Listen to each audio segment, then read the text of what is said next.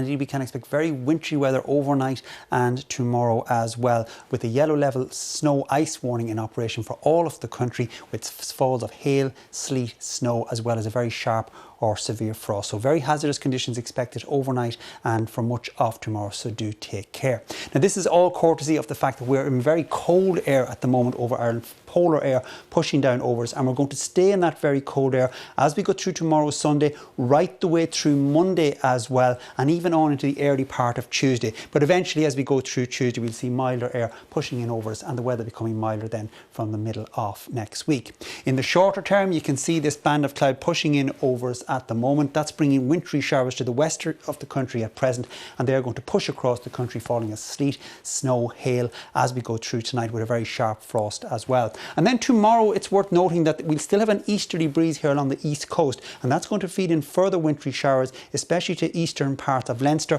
while northwesterly winds will feed in more wintry showers from the northwest. So the weather continuing very wintry tomorrow and improving, however, on Monday with drier weather in store.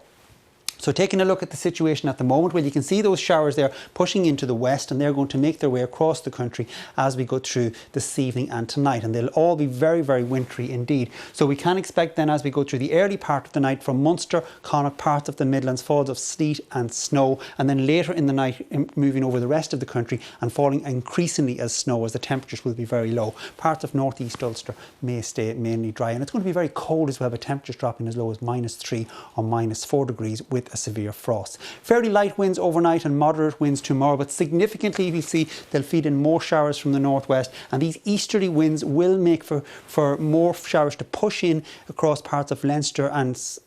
the eastern half of Leinster during the morning, falling as sleet and snow. That